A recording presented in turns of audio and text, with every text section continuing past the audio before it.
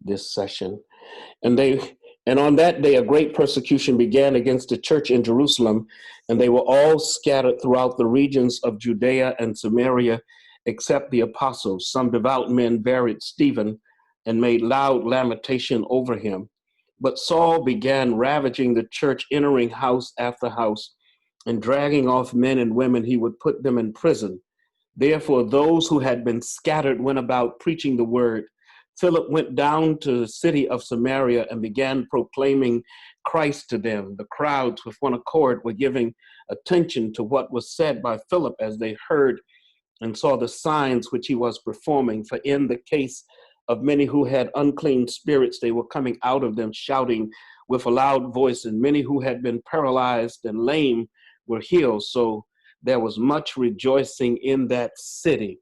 What I'd like to have you to just consider for just a moment are the words in verse 4. Therefore, those who had been scattered went about preaching the word. And so as I've thought about those words, it has kind of reminded me of where we are today. The church no longer is gathering. We are a scattered body, but yet we're still called to serve, to preach, and to do ministry. I'll be the first to admit that when we were first sent into quarantine, it really kind of sent me into a real tizzy because I had no real thoughts about how this was going to play out. When was it going to end? And it was a real source of anxiety and stress, just trying to figure out what to do and how do you give leadership to a congregation that can no longer gather when most of what we understand about church and ministry is dependent upon gathering. And so over the last several weeks, I've spent some time in prayer thinking about it, and so I'm at a point now where I think that I'm ready to continue to move forward. And as you know, we have been doing these services each Sunday. The deacons have been absolutely sterling in being able to coming out each Sunday, and we have a small skeletal crew that is at the church on Sundays. So the question is, and you can, and if you, I'm gonna just share with you my thoughts in the form of a PowerPoint presentation, and you can write down your questions, and we can have some conversation about the things I'm going to mention and talk about at the end of this. Okay, and if you agree with that, just wave and say, yeah, we agree with that. Okay, fine. All right, thank you. So let me share my screen.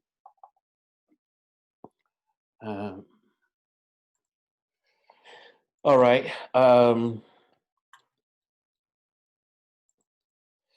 So I've entitled this "Creating New Models of Member and Community Engagement in the Post-COVID-19 Era." Creating new models of member and community engagement in the post-COVID-19 era. And so my thinking has been focused on what happens after the pandemic.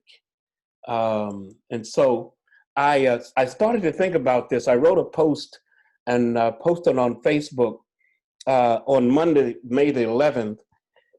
And I wrote this: congregations that desire to be who they used to be will not become the congregations they need to be in the post-COVID-19 era.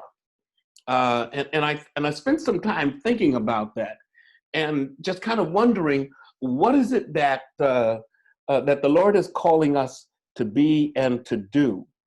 And we all know that COVID-19 has disrupted the world permanently. This image kind of shows you a picture of a world that has been turned upside down. And the things that have been disrupted is everything. Church and religious life has been disrupted, retail commerce, domestic and international travel. No one is traveling. Usually by now, I've had at least one international trip on a mission trip and several other trips to conferences or speaking engagements. Nowhere. The educational system, healthcare, political system, everything has been disrupted. 40 million people out of work. And so it's been a tremendous disruption. And some people have wondered, how is the church going to go on? And I'll be the first to admit that that was one of my questions as well. And how did this novel coronavirus, COVID-19, what impact did it have upon churches and other faiths? And it impacted all of us.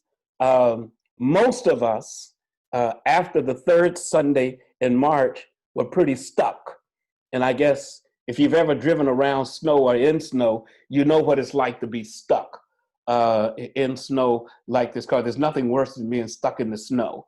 You can't move, you can't go anywhere. It's cold, and if your tires are bald and don't have good traction on them, you really can't go anywhere.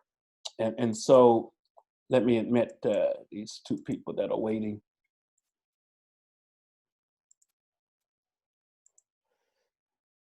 And so as we think about moving forward, our disruptions as a congregation, our weekly worship gatherings have been disrupted, our normal business operations, meetings and planning sessions, none of that's going on.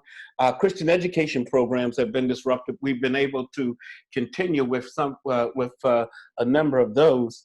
The community engagement disrupted. We're now doing some things with the food bank, the CLS program, the COP program, and the capacity to be normal has all been disrupted. And so it's caused a lot of shifting and thinking in our church and among congregations, period. And so I had to kind of get to the point where I was gonna move from surviving to thriving. How do we thrive in this post COVID era? Because at some point it's going to be over.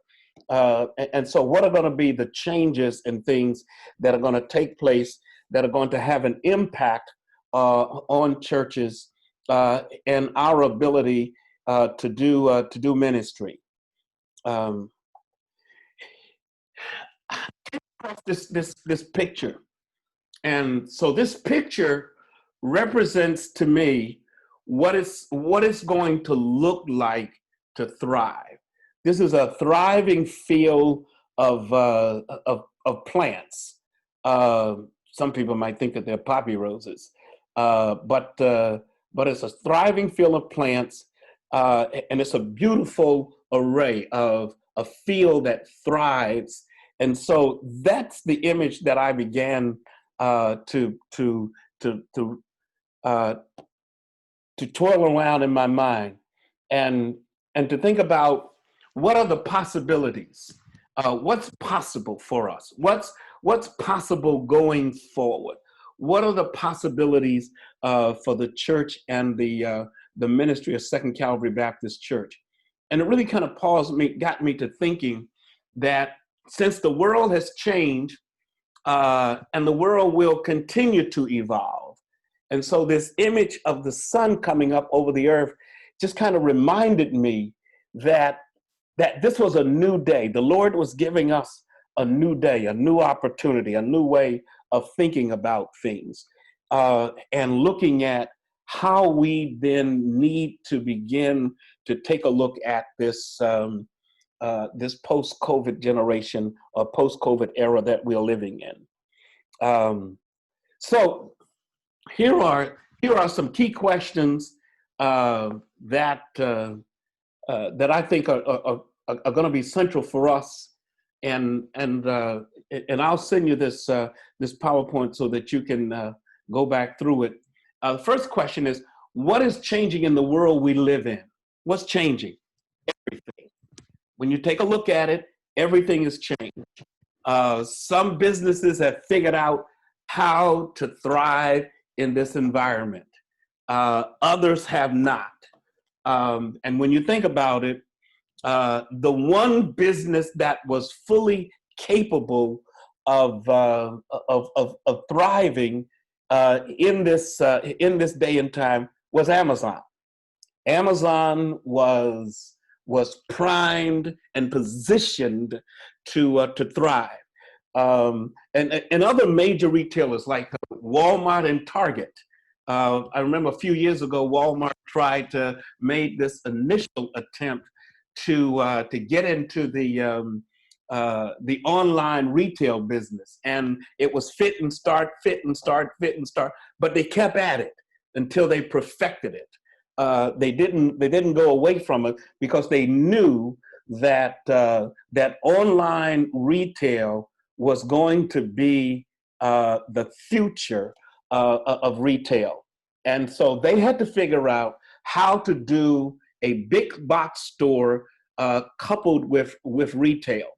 And so what's changing in the world we live in, and how will these changes impact the church? We know that they have impacted the church because all churches are empty, and churches that have tried to open have found themselves dealing with just outbreaks of the COVID virus within their congregation. And so the third question is, how will we respond to this changing ministry and church context? How are we going to respond? Are we going to become stuck and stay stuck? Or are we going to do like Walmart, say, this is the context, how do we then move forward in it? Fourth question, what needs to happen for us to make the leap from the past into the future? I want to read a passage of scripture, and this is found in Isaiah chapter 43. Just write your questions down. We'll and your comments, and we'll get to all of them when we come to the Q&A portion of my my presentation. So Isaiah 43, and I'm going to begin reading at verse 18, where the prophet, where the Lord says, "Do not call to mind the former things, upon things of the past. Behold, I will do something new. Now it will spring forth. Will you not be aware of it?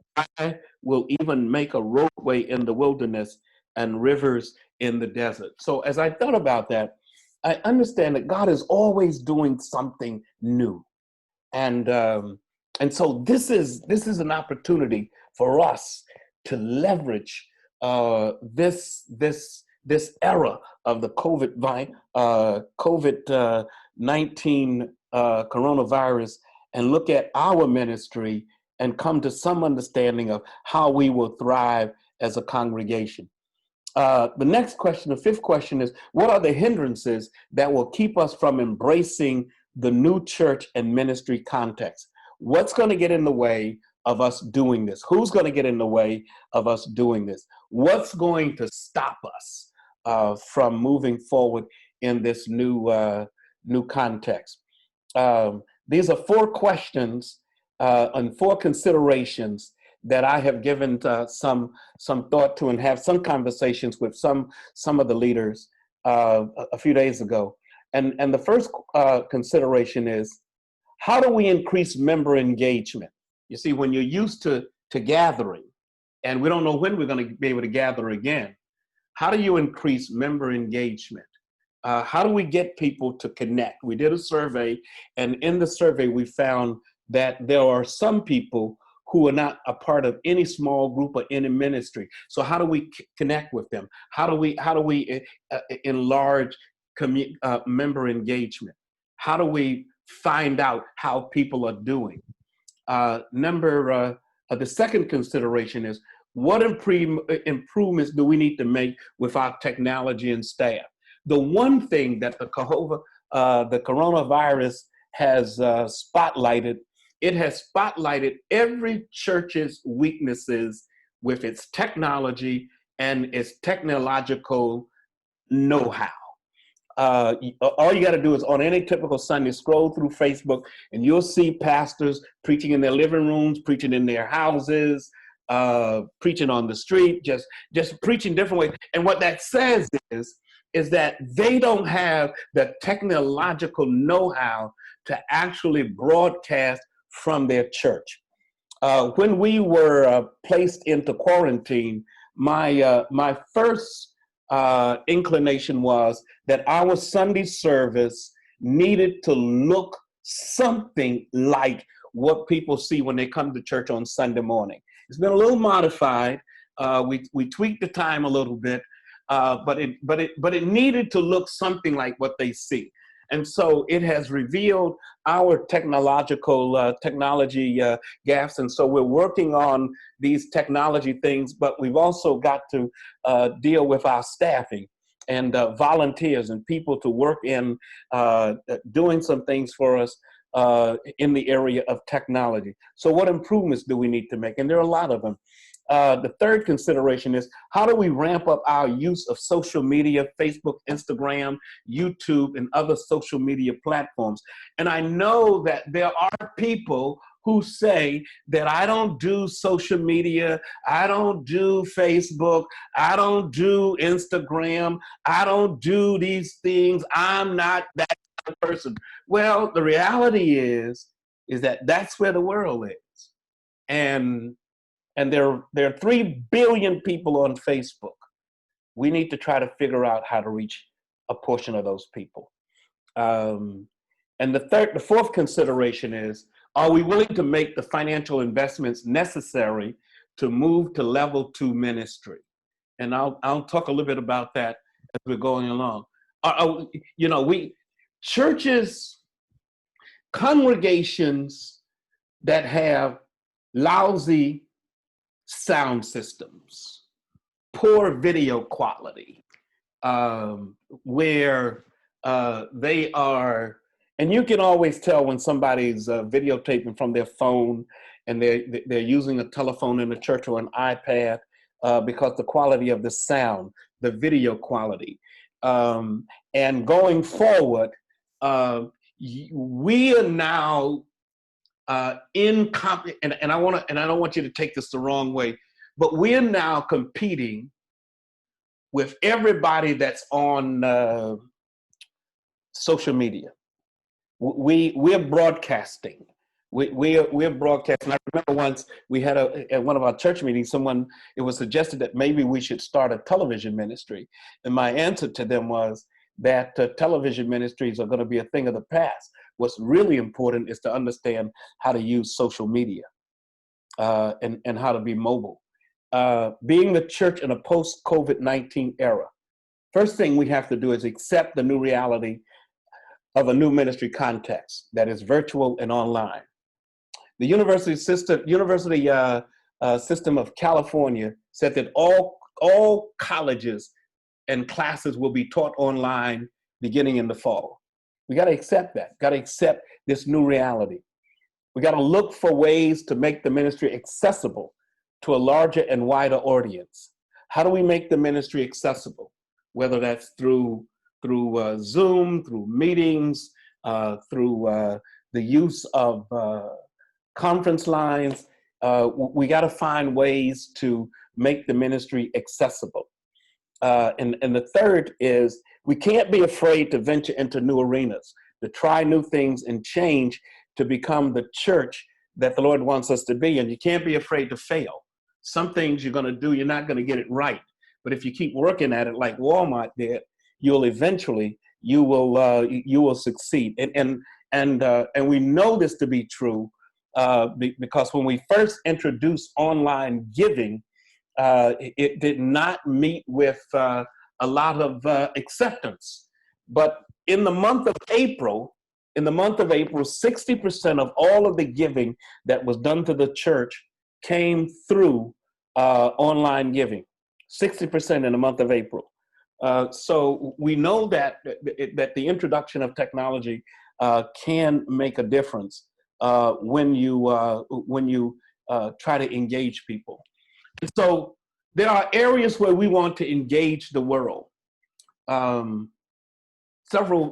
2 years ago, I asked Elder Lachelle Curry and Keisha Reynolds to take a look at how we can reach 1 million people on social media. And we had this campaign going to reach 1 million people on social media during the course of the year.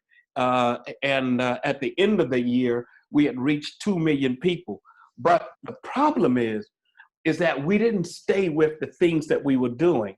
And the other issue is you gotta have a team of people who join in this effort. You can't leave this to 2 or 3 people to try to do. And so these areas here, the Christian faith, so that's preaching, teaching, ministry, and mission. How we do preaching and teaching and ministry and mission, how we do these 4 things, Christian education. How do we engage the congregation? How do we engage the community? One of the things that Zoom and other social media, other platforms of this nature have done is giving you the capacity and the opportunity to provide training and interaction and conferences and small groups and spiritual growth groups with anybody in the world. That is absolutely incredible. Virtual conferences is all about how it's all about the size of our vision. Jesus said, go into all the world. And so being able to do this virtually is going to make this happen. How do we create Christian community? And I know people say, well, it's just such an impersonal thing. Well, one of the things we forget is that there's a whole generation that has grown up online. There are literally millions of people who have gone to the college and gotten their degrees and their master's degrees online. There are people who have met their spouses online. And so you can create community online. It's just a matter of being willing to do that, helping families to cope, helping it to build healthy marriages and parenting, and also providing meaningful entertainment for folks. And then the other is Christian connections, helping our seniors to connect to our social networks. I was talking to one of the senior members, and we had our Bible study on Tuesday. I'm doing that virtually, and I asked, I said, you calling in, do you have a computer? She said, yeah, I got one. I said, well, how old is your computer? She said, well, my computer's about 5 years old. And what she probably meant is that the computer's probably about 7 years old. And so if you got a 7-year-old computer, you're really not going to be able to entertain a lot of this new technology. And so I said to myself, I said, we got to figure out how to help our seniors connect. If that means when they sell these $250 computers, we start buying them for our seniors. Because I told my dad today, I said, the next time there's a computer sale, I'm going to get you a computer, and so that I can show you how to at least view the services on your computer screen and not just on your phone. And so we've got to figure out, well, we know what to do. We just simply have to do it. Help our seniors to connect. The other thing is create the challenge for Second Calvary Baptist Church. What is our challenge? Number 1, create fresh weekly content for the SCBC Broadcast Network. Yes, we have a broadcast network. It broadcasts every Sunday. We have a Sunday school lesson that we broadcast every Sunday. So we have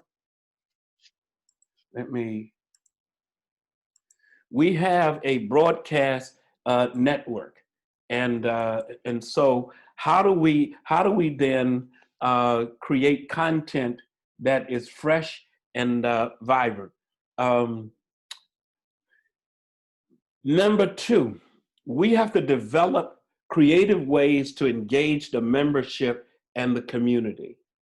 Uh, Being creative. I'm starting to think now about how to engage the community, the church and the community in more creative ways. Um, and there are a number of videos and things that are out there. PushPay University is an excellent resource for getting some fresh ideas.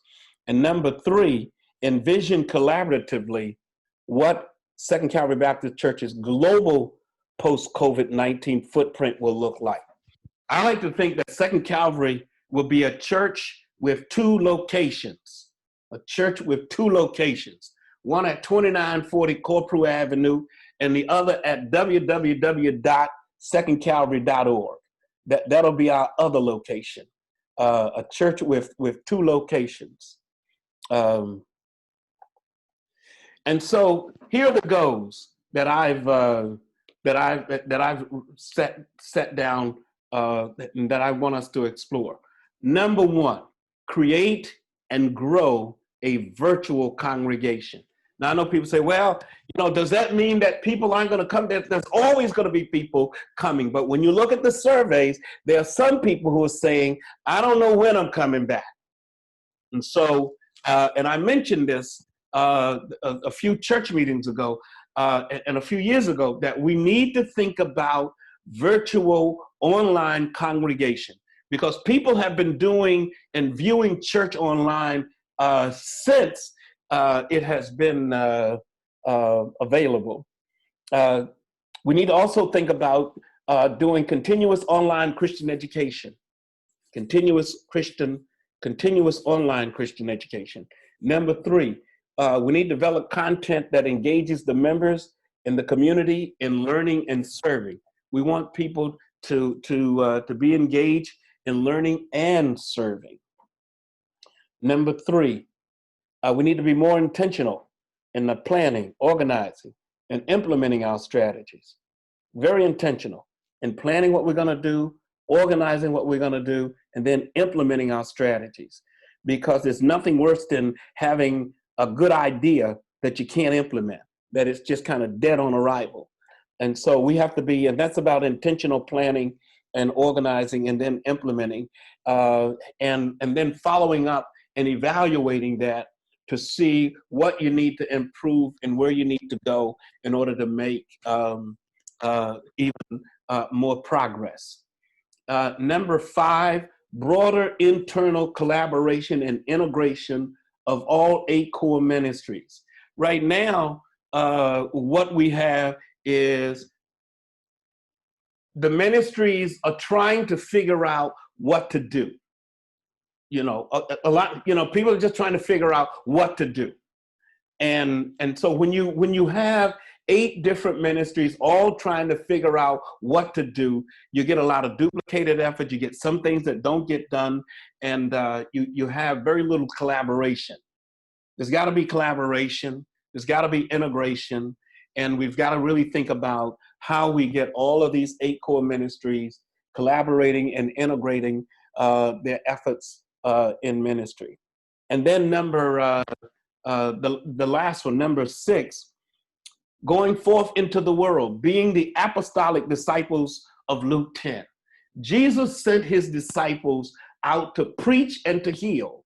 And so that apostolic mandate is still upon the church today. It's just that it's going to be in a virtual area.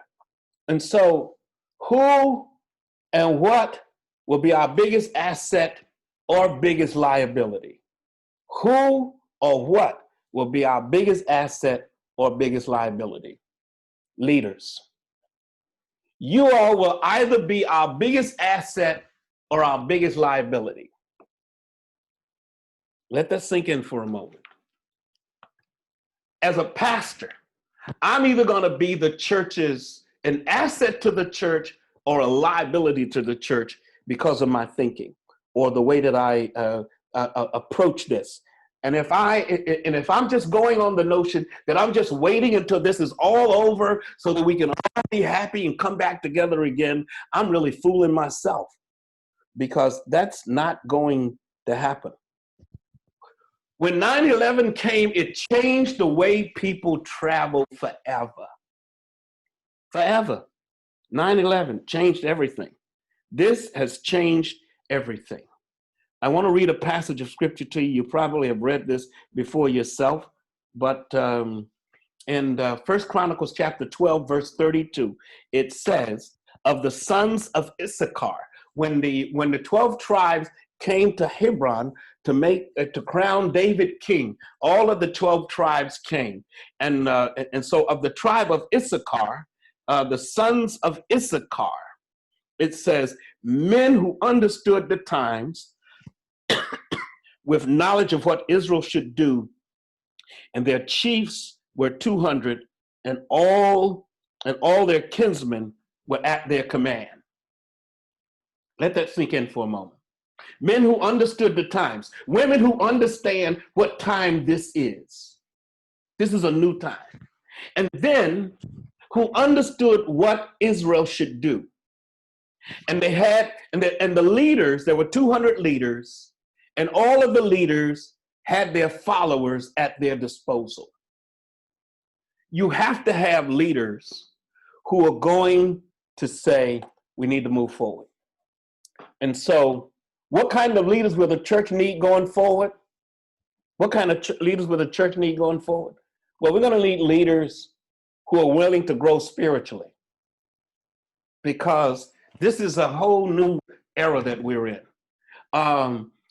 We need our leaders to be responsive to change and not resistors. This is not a time to be a resistor, because churches that end up fighting this change, this era, churches that will ultimately cease to be.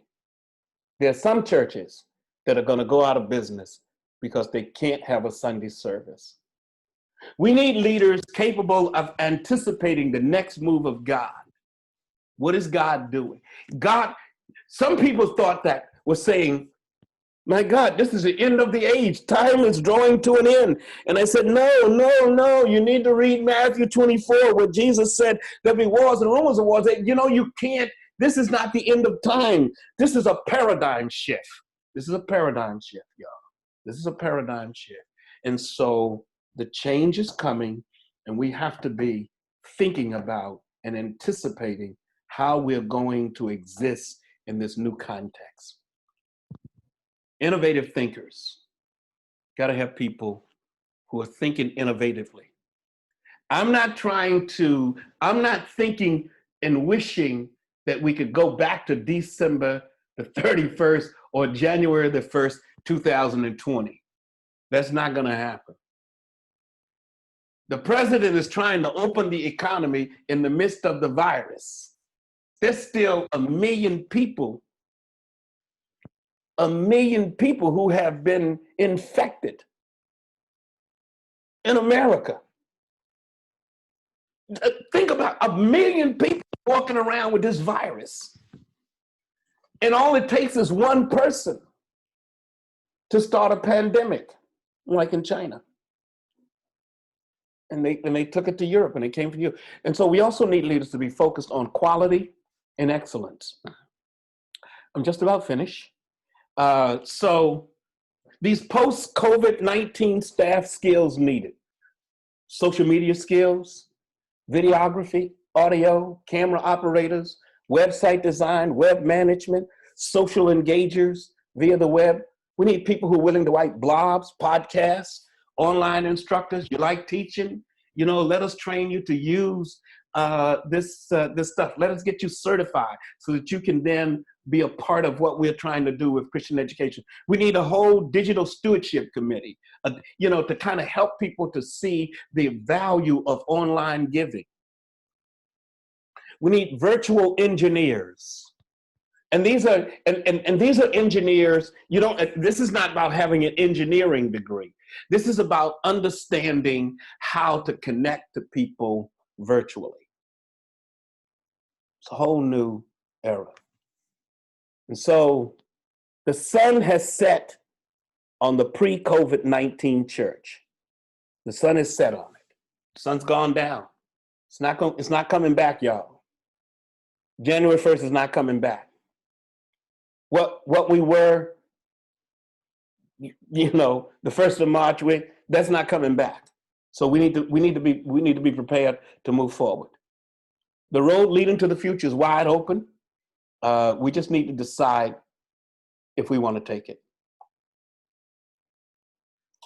All right, so that's my spill. And so let me unmute you. I think it's a beautiful presentation, Pastor Gons. It is. You're all unmuted.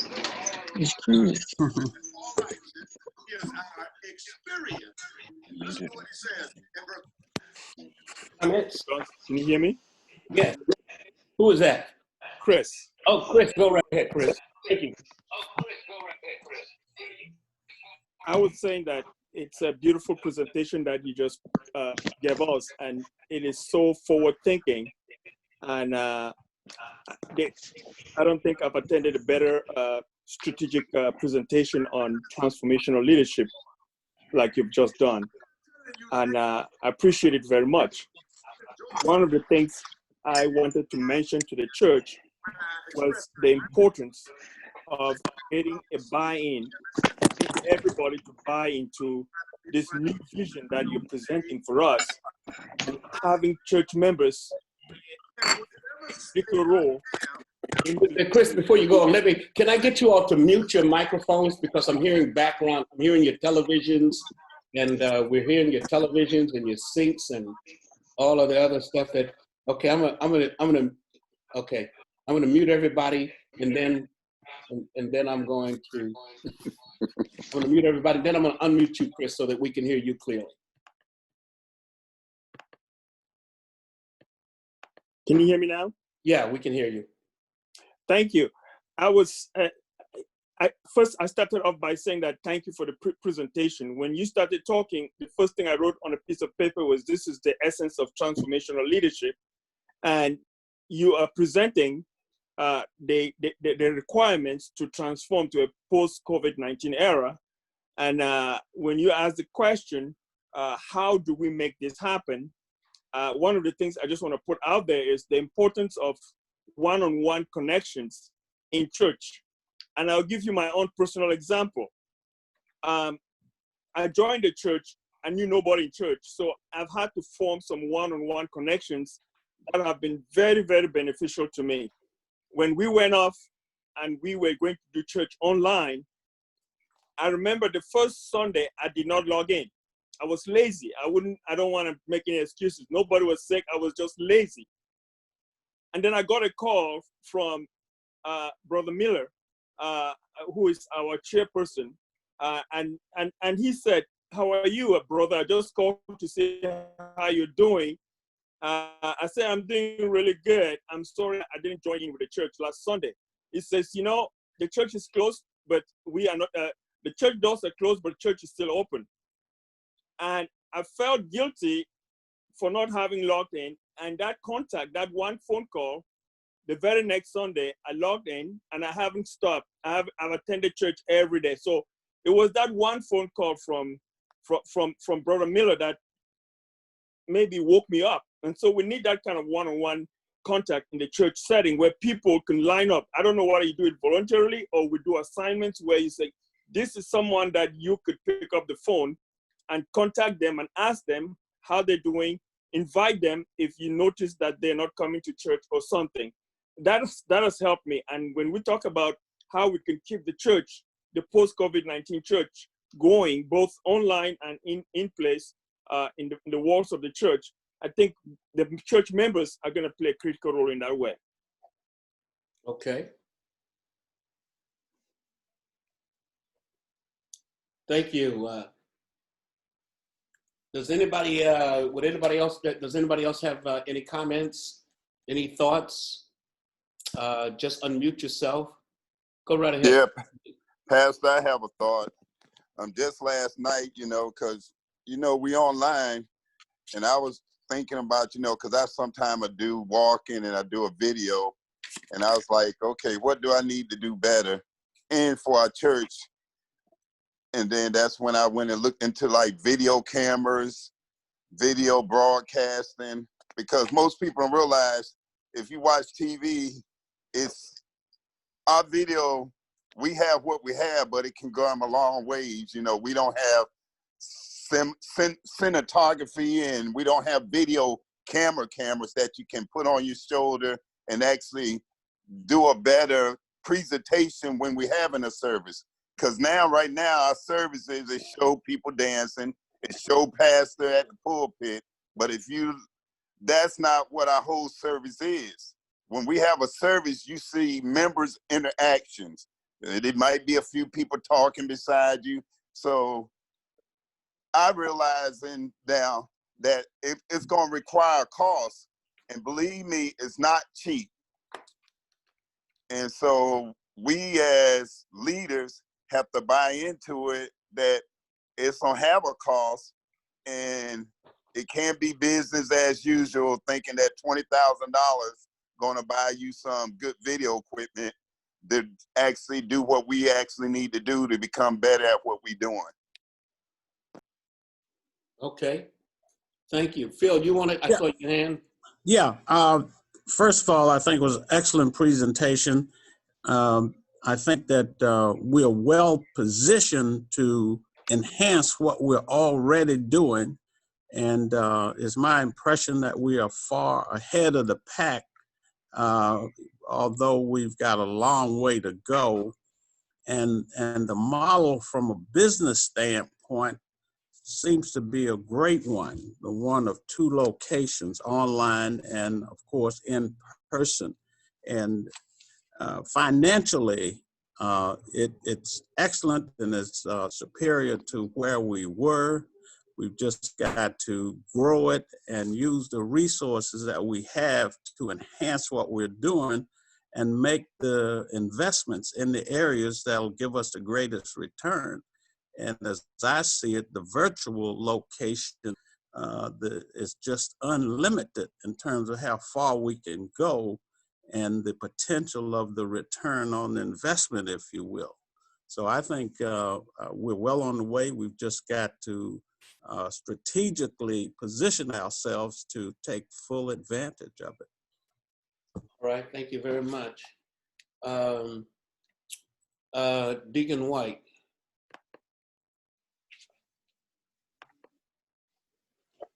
Okay. Can you hear me now, Pastor? Yeah, we can hear you. Mm-hmm. I too agree with the presentation that you just gave. I think it was wonderful. And like Brother Brooks said, I think that we are ahead of the game. And what people have to realize now is that we're going to have to become the church outside of the church. Because as you had stated earlier, there's a lot of churches that's not going to come out of this pandemic. They're going to just fold. Those people will not have anywhere to go. I mean, you know, they can look around for other churches, but the best way to reach them will be through this digital technology. We've got so many young people out here now that don't come to church, but they don't mind staying in the comfort of their home and pulling up a service on their computers or whatever, because they work or they may have children or whatever, and they just don't see it as necessary to come out. But I'm sure that they will connect to whatever we have on the website. So I think that, like Brother Brooks said, we're heading in the right direction. There's just a few things that we probably gonna have to fine tune ourselves on. I don't know of any other churches because I haven't been going around looking at what other churches do. But I think what we do with the deacons standing out front, you know, to collect the tithes and the offerings, and when members call, we go by their house and pick up whatever they need to bring to church. So I think that we're doing a pretty good job on doing that, because we could always, there's always room for improvement. But this is a great start, and I'm glad that you had this meeting tonight to inform us as to what your thoughts are about going into the future. All right. Go right ahead. Wait a minute. I saw John Stratton. Go ahead, Reverend Stratton. Good evening, everyone. Pastor Guns, that was a great presentation. I'm very glad that you're you're thinking ahead like that. I just 3 things that I like to share as considerations. First of all, I think we really should upgrade our website and the app that goes with it. It should be a lot more contemporary, up to date, and smoother than it is. It's good for what we were doing before, but to accomplish what you're looking forward to accomplishing, we need to upgrade it. I do know some people here in Norfolk, a tech team that could help us out with that. It's called Tech Arc, and they're in the business of setting up websites and all of the things involved. And we can even, I know the owner of the company, I can even talk to him about having his people train our people. I just want to, that is our web company. Oh, okay. So we're already with Tech Arc. Then you know Pratik and everybody. Okay, good. Yeah, what we need a whole new cadre of additional bodies to help. Right. Yeah, because see, right now we have 1-2 people who are doing web and social media and all of that. And so you've got to have a whole different kind of team of people to do that. And so that also means that people who are doing these kinds of things, those kinds of ministries are going to kind of go away. And you got to have people who are willing to do some other kinds of things. And that's one of the things that we need. People to help with the website, to look at the website, to make suggestions, to monitor and all that. I don't mean to cut you off, but no, that's okay. No, that's good. The second thing was we might want to consider adopting a hybrid cell church model. It seems like what's happening is that we're being forced to really become what the church is supposed to be, or what it actually is. It's the people, not the building, but we are the church. And I think that if we consider adopting a hybrid church, we're actually almost really set up for with the tribes of Israel and the different deacons being in charge of those different groups of people. We might want to kind of think in terms of having small group meetings in different people's homes, very controlled, very conscious of the COVID-19 and social distancing and all those kinds of things. But I think that adopting a hybrid cell church model might, along with enhancing our presence virtually, will actually help us grow. My point, the third thing I wanted to mention is this new social media platform, well, new to me, called TikTok. I don't know if any of you have ever seen this, but it's basically a platform where you can post videos, and a lot of people are dancing and doing different things. But I do see a smattering of Christians doing things. But this is what the young people are really looking at, and not just young people. I mean, everybody is on this platform now. And I think that if we can develop some content that would be good for TikTok, that will go a long way to increasing our internet presence. All right. We have been talking about some of those things. Anyone else? Thank you so very much for those comments. Mm-hmm. Pastor. Unmuted. Who is that? Can you hear Barbara White? Yeah, go right ahead. I was thinking while you was talking, that was a great presentation, but we can also fine tune what we're doing now, as the broadcasts can be fine tuned. The singers need rehearsal, and when they're singing, it seems like we can barely hear them until you come on and we can hear you. But the singers are not coming through well. It's almost like the mics are not turned up enough.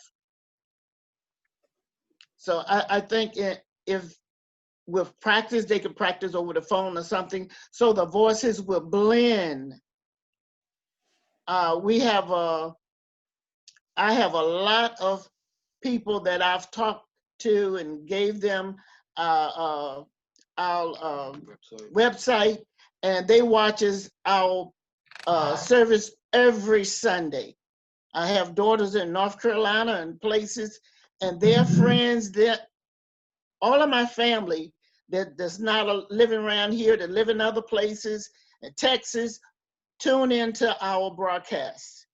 And they all say the same thing. They can barely hear the singers.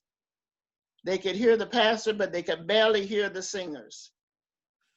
Can I comment? Let me comment on that. You know, in the presentation, I did mention about audio.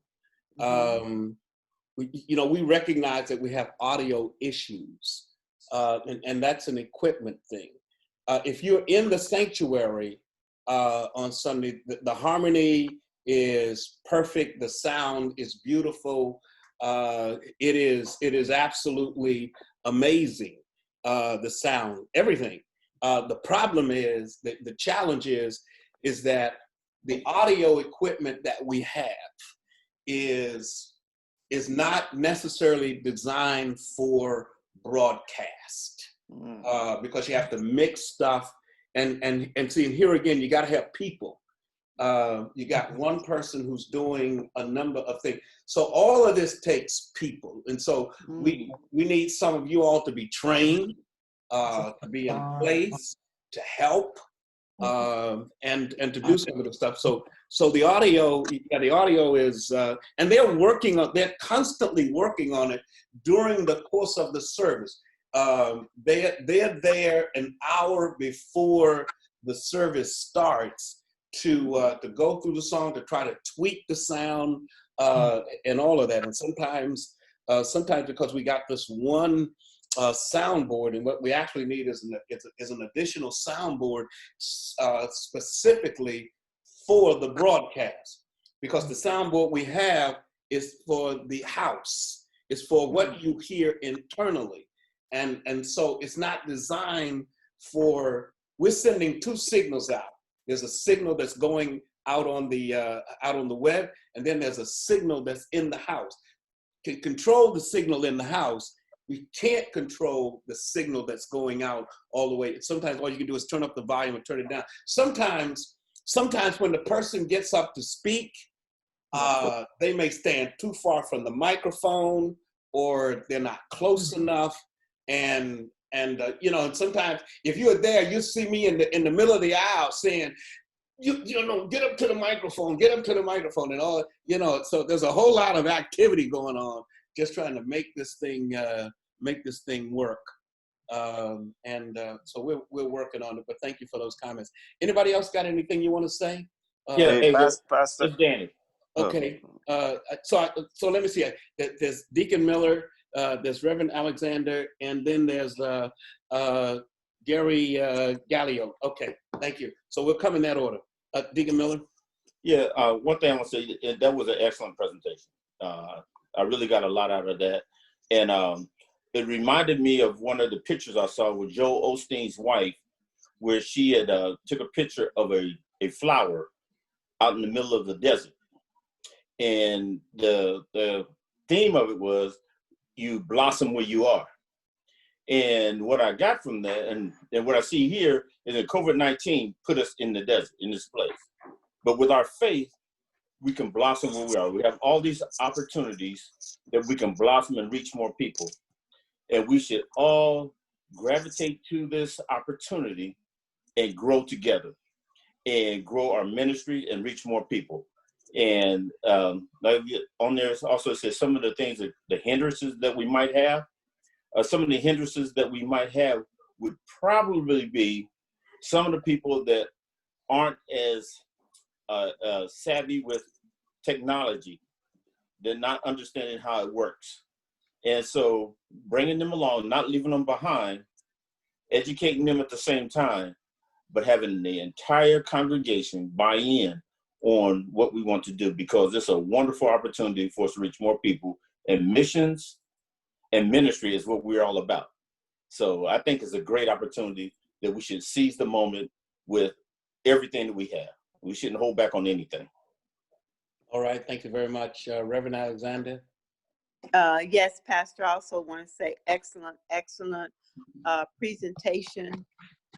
It gives us insight as to the heart of our leaders, so we know how we can hold up and also bring our input in, also help in all of those other places. My only question would be, have we actually polled the congregation for people who may already be in those positions that you are talking about that we need? Because I think sometimes people need to be asked. Some people will volunteer when they know that there's a need, but it's been my experience at former churches that when we went out and asked people, they came and they did a bang up job. They really came in and fulfilled the need that we had. So my only suggestion would be to send a call out to the congregation for those kinds of positions, or even people who may be willing to be trained to do what we need done.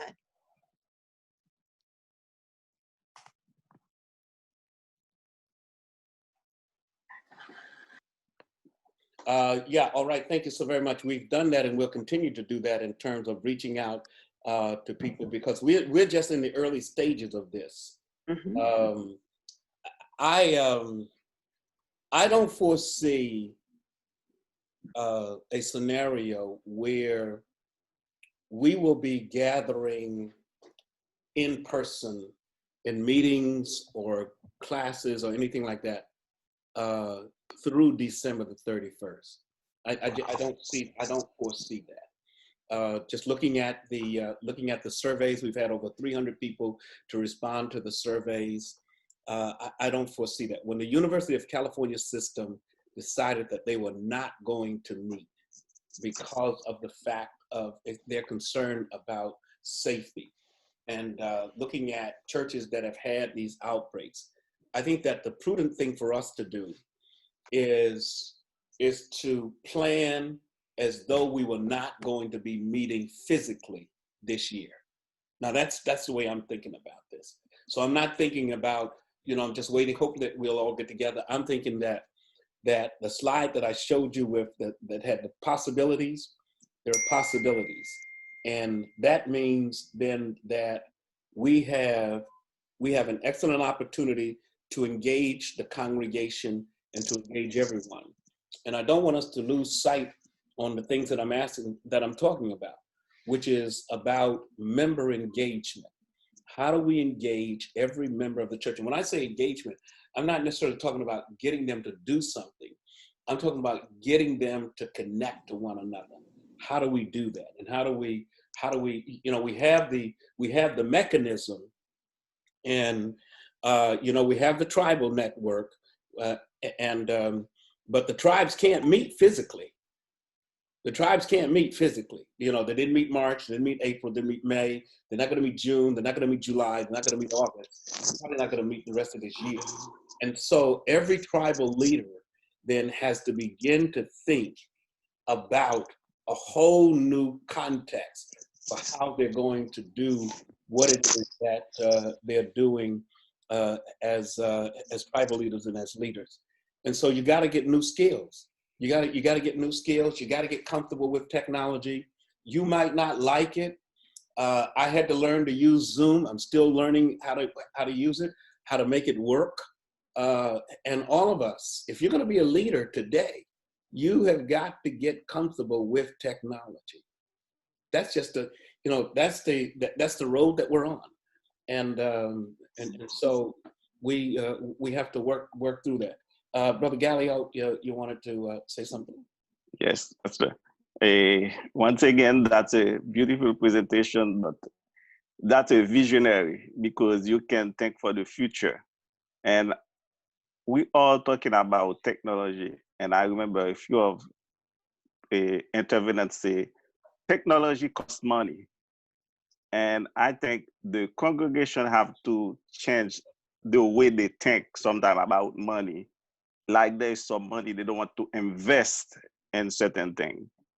And like, for example, for fiscal year 2021, our budget need to be focused on technology. How are we going to upgrade what we have? And for people to understand, it's like you say in your presentation, it's an investment. And this investment have some return. The return is the people you can reach out. Like you just say, we can reach out 1 million people for the year. And I'm pretty sure in terms of giving to is going to be a, something, a earning for us, because you're going to have more people who can give, and we're going to focus on those people to give them the opportunity to give and to reach other people, to reach other family.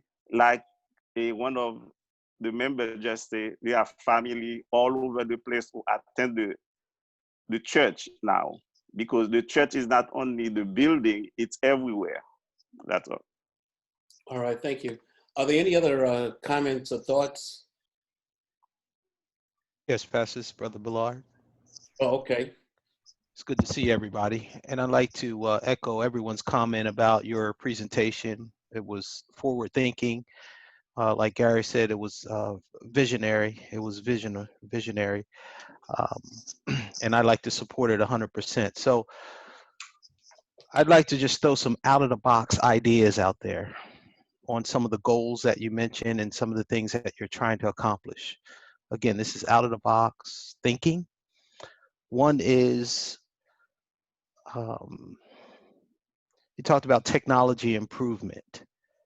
What if we put some type of context out there for the entire congregation to come up with some ideas, not just our leaders, but we're expanding it to the entire congregation to come up with ideas to expand or enhance our technology.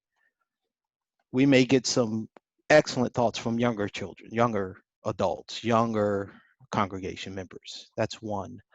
Another is a previous church I was at, and this is unfortunate, yet we don't know how God is working and why he's doing what he's doing. You mentioned some churches may not survive COVID-19, post-COVID-19. As a result, we may find some equipment out there, technological equipment, video, audio equipment out there that may become available. Let's keep an eye out for that and try to take advantage of that and purchase that, not at cost, but below cost, if I may. And the other one, I think Sister Reverend Alexandra mentioned it and talked about the positions. If we ask some of our members, create a list of the positions that you actually need. Create that list and put it out there for the entire congregation, and be specific about those positions that we need and the training that we need and the classes that we need taught. And then people will step up and ask some people, you're our leader. You can have a vision. You have a vision. God may lay it on your heart to ask someone to do something.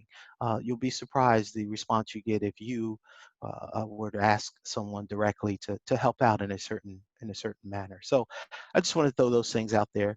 And again, thanks for the provoking presentation. It was very, very provoking for me. Thank you.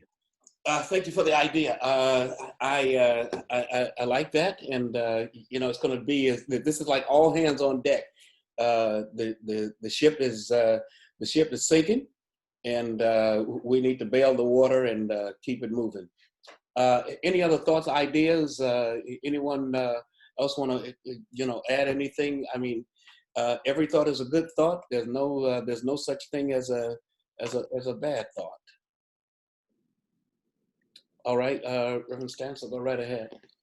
Pastor Guns, again, wonderful presentation. Your thoughts were very, very innovative and very on point. When you talk about the community part, there was one slide where you talked about goals and the community.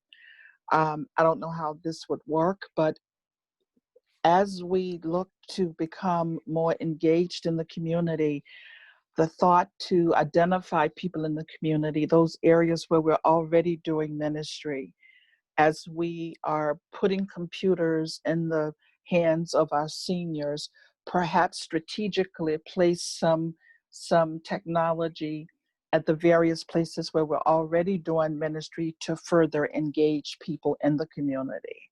Union Mission, is it Chesterfield Heights?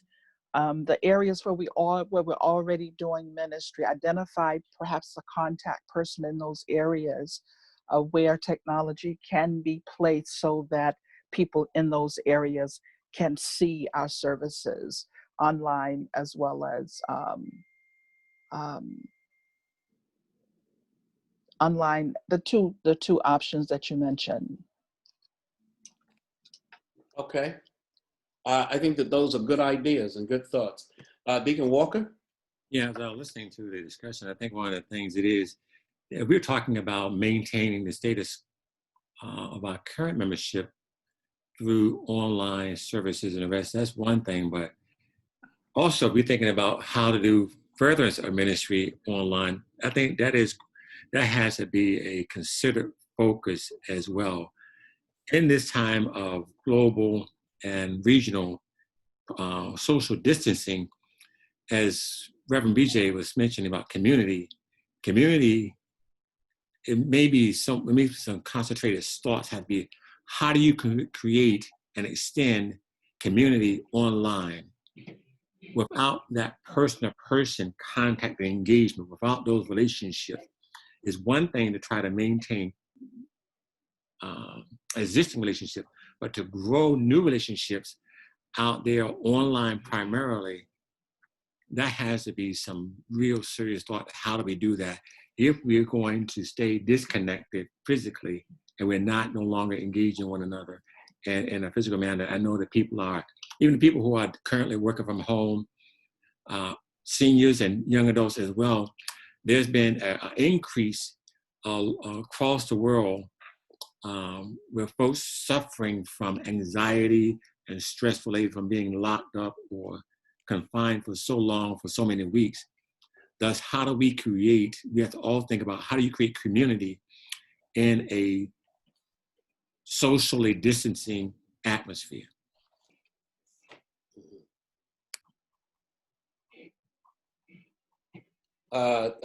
Thank you, Deacon Walker. I've been giving that a lot of thought and thinking about it, and I think that those are conversations that we have to have in terms of creating community. There's a lot of there's starting to be some best practices in terms of what people are doing in terms of creating community. There's some people who are going to be okay with that. And then there are others who will need to be, as the church starts to come back together in these physical gatherings, there will be people who will not come back for one reason or another. They may not leave the church, but they may not be necessarily drawn to physical gatherings again. And I think that we have to figure out two things, at least in terms of my thinking. One, how do we connect everybody that's in the congregation right now? That's got to be a priority. How do we connect everybody that's in the congregation? And number two, how do we then leverage what we have so that we can begin to expand the ministry, the outreach of the church, and then to recognize that having a virtual footprint is going to be advantageous for us to do that. That the church, that Second Calvary will be a church with two locations. One will be at 2940 Corporal Avenue, and the other will be online. And being online is something that a lot of churches are trying to figure out how to do, trying to figure out how to do this. And there are models out there of people who have done it. And pretty much we have close to 1,200 people who view the services on Sunday, and in the course of a week, more than 6,000 people who view this, who actually at some point during the course of the week will view the service. And so the challenge for us is figuring out how you then engage these individuals, how you engage them, how you engage the members, how you connect people to one another. And I think that that's got to be one of our priorities, connecting the members to one another in this context that we're in. I appreciate your thoughts, because I think that you're right. That is an important thing that we have to think about.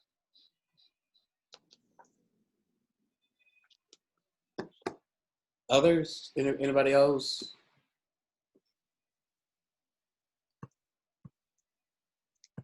Any other comments, thoughts?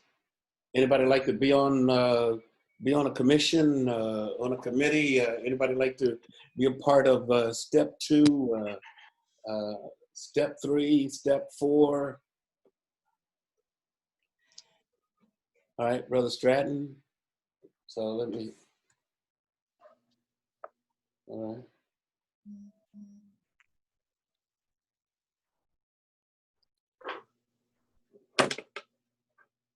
So that's Reverend Galliote.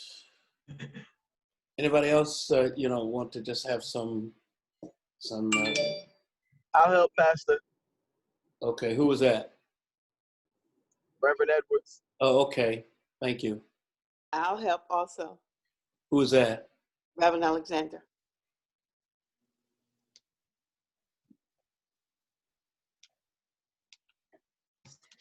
All right.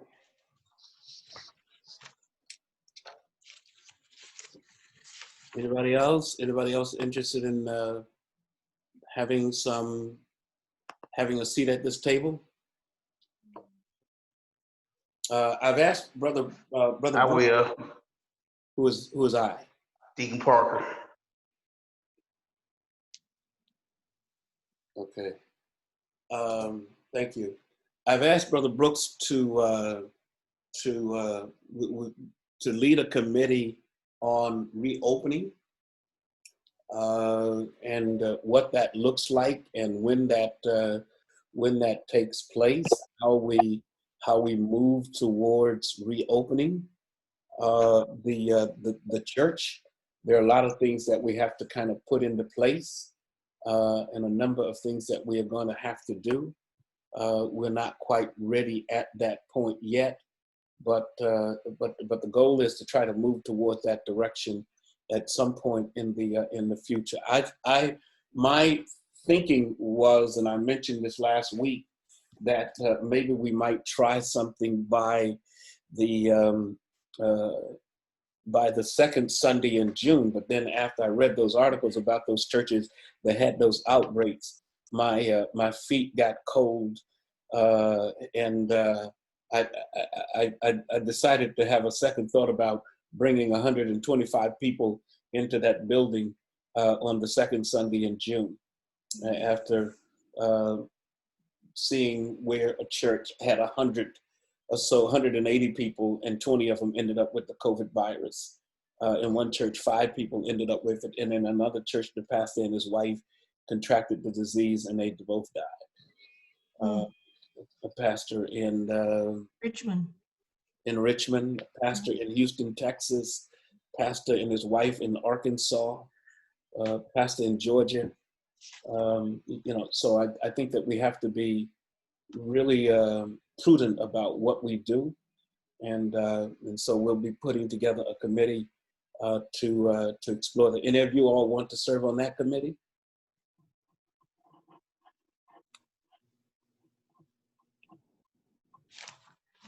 I'll fit in where you need me at, Pastor. Pastor. I'll serve on that committee. Who is that? Kimberly Davis. All right, Kimberly Davis, Tanya Kearney. And Deacon White. And Deacon White. Cheryl Smalls. Cheryl Smalls. We'll probably also need to have some medical people to be a part of that. I was gonna recommend this Reverend Edwards again. I was gonna recommend I'll speak with Nicole and see if she'll join that committee. Yeah. I think that would be good. I'd also, like to get maybe a medical doctor. Maybe Dr. Newby or his wife may serve on the committee. Some people have suggested that you may need to have an attorney. Maybe Brother Craig Underwood will be willing to serve on the committee because you may have some legal issues and things that you might have to deal with. And so it's there's a lot to do and to think about. So there's that, so there is coming back to the church, but then there is being the church in the midst of the pandemic, and then being the church post-pandemic. Mm-hmm. If you follow what I'm saying. And so we've got to be thinking strategically in three ways. What we've come out of, where we are right now. So how do we thrive in this context? How do we reach everybody? How do we connect everybody? How do we grow the church where we are? And then how do we then make sure that we can enter the building? That's a physical thing. But then there's a more important spiritual component to growing the church and being a post-COVID-19 congregation that's going to be much different than we were going into this thing. And that's the challenge that a lot of churches are feeling, trying to figure out what it is that they're going to do. And as I told you before, the first 3 or 4 weeks of this, I was just in a real state of shock, trying to, once we were told that we couldn't come, I really had no ideas and no thoughts about what to do or how to move forward or who to talk to, because nobody had ever done anything like this. Nobody had ever been involved in anything like this. Every pastor in the country was out of their church. And so after some time, I've had a chance to think about some things, and I've shared this with you all. I'm also going to record this without an audience and send it to the members. I'm going to put it on our website so that the members can see and be exposed to the presentation as well. So that everyone will have an opportunity to see it. So it'll be this. It just won't be an audience. It'll be me talking and sharing these thoughts, and it will be it'll be broadcast live via Facebook. It'll be on our website. It'll be available in our mobile app, and then we'll come up with a list of people that we need in order to do this. Let me just say this. We need you to be engaged. This is not the time to be disengaged. This is a new era. This is a whole new day.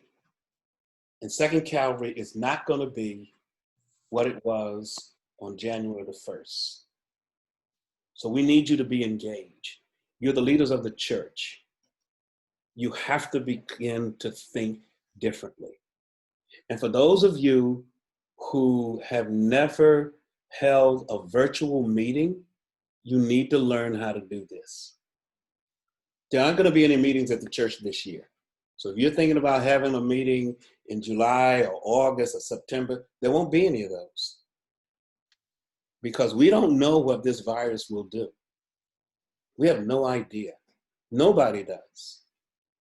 And the last thing that we want to do is to be responsible for people becoming infected. So we have to think apart from that. I'm doing that. I want you to join me. I want you to be a part of this. I want to know your ideas. And listen, you know, the one thing that this has done to me and for a lot of pastors, it's made us very humble. It's created a lot of humility, because now you find yourself dealing with a situation and you don't have answers. You don't have questions. You know, I can't answer everybody's question. I've had to do funerals and gravesides. I've had to tell members that I can't come to your husband's funeral because of this virus situation. I've had to do some things that I've never had to do before. I've had members in the hospital that I couldn't visit.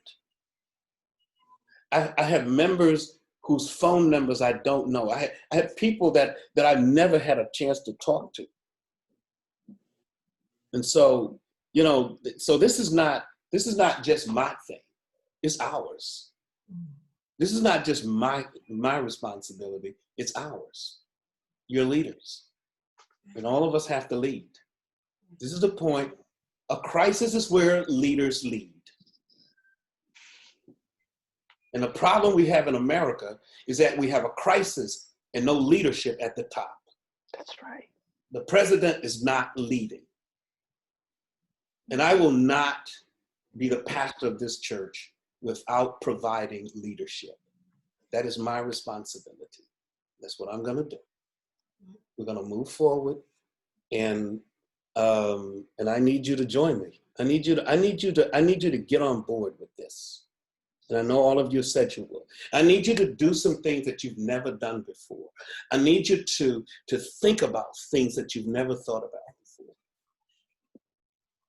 And as I shared with leaders the other day, I shared with some leaders the other day, and I said with them, you know, for sometimes this may be where some people are asked not to do some things that they used to do.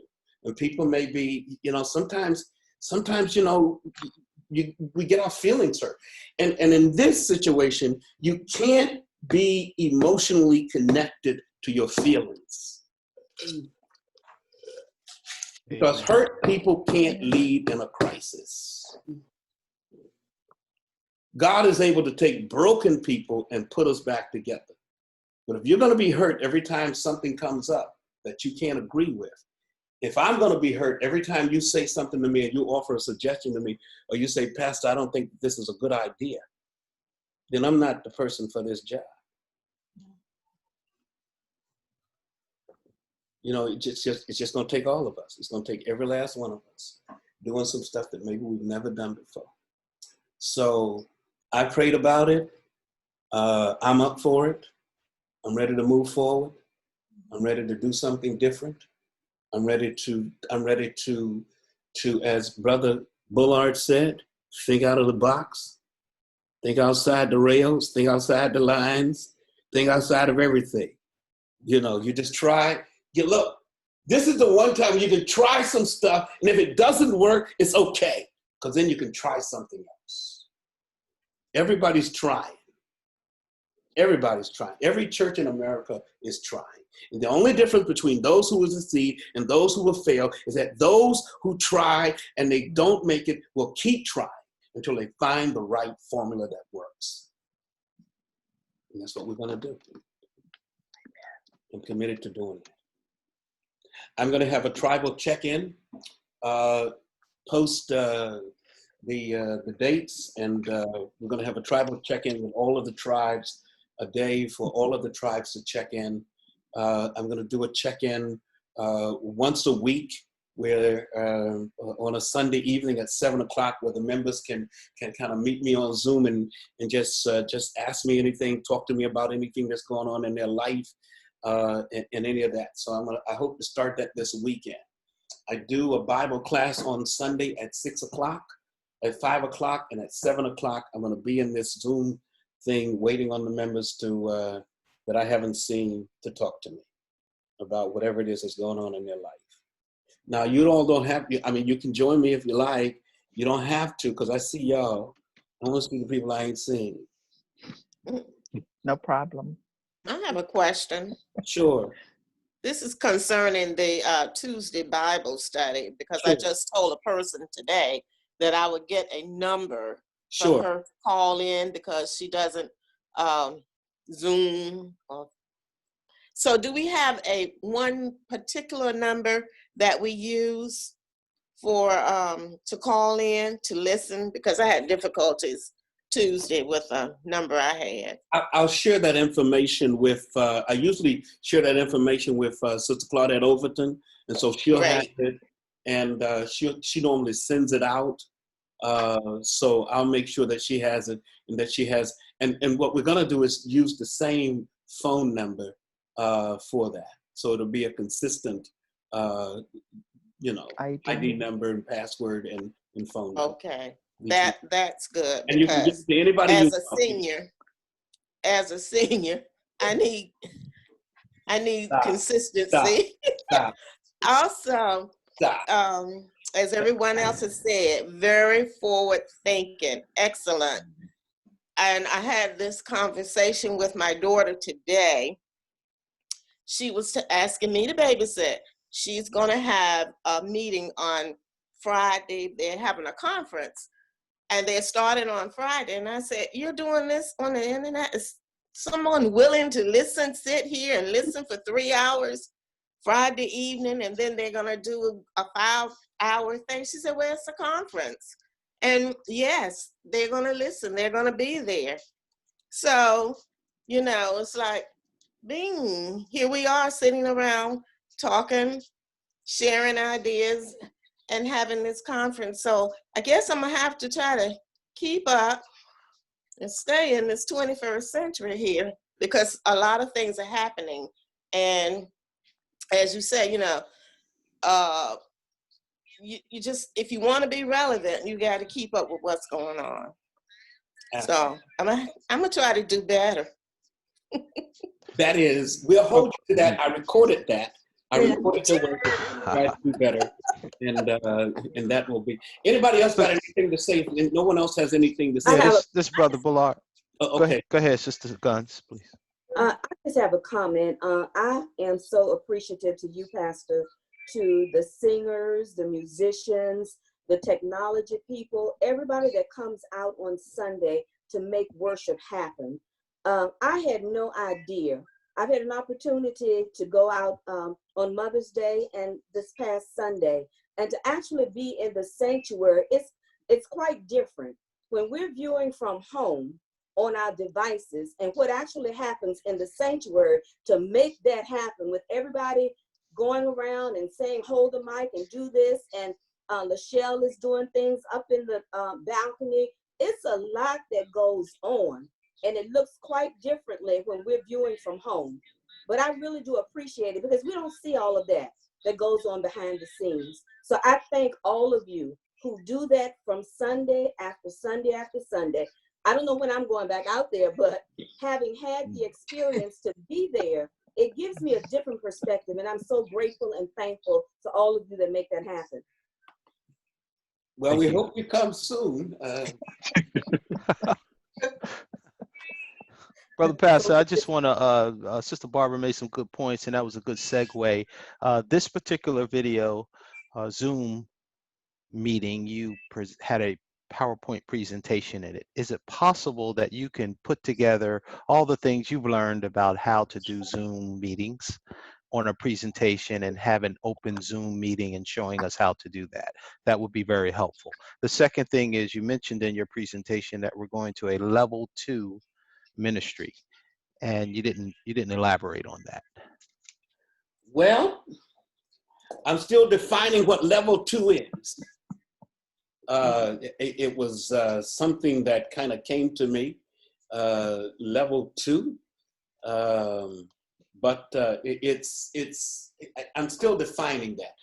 We can arrange a Zoom training. One of the things that we did probably maybe the week that it was announced about the social distancing, we had Zoom training for all of the teachers and all of the leaders at the church, and we taught all of the leaders and teachers who wanted to learn that, to do it. So we can do that. I'll have Lachelle set up a training for you. She's doing a class on this, the week of June the 1st, the 5th, and the 8th, but I'll have her set up something for the leaders in the church. Who wants to participate in something like that, to learn Zoom?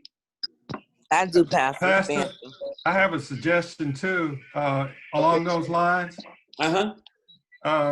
And what I did before this meeting, actually, I went to zoom.com and they'll give you a manual. And so like here, I printed out it's just a meeting controls. This is just one page of it. It's only about 6, 7, 8 pages.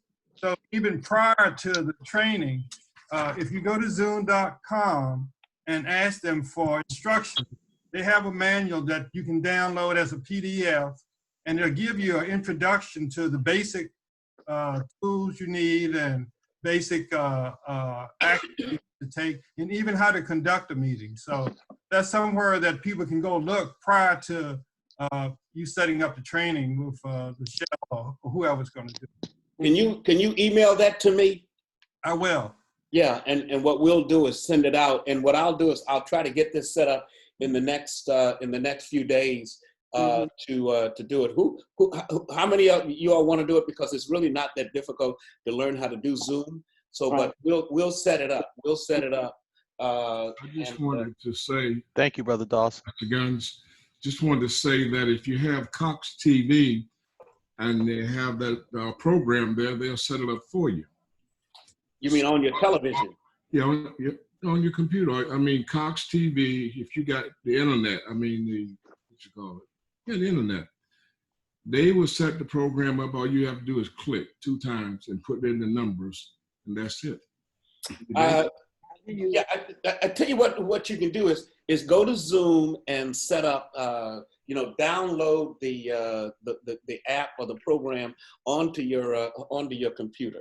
That's the first thing that you do. It's very easy to use, but we'll set up the training so that everyone who wants to learn how to use it can use it.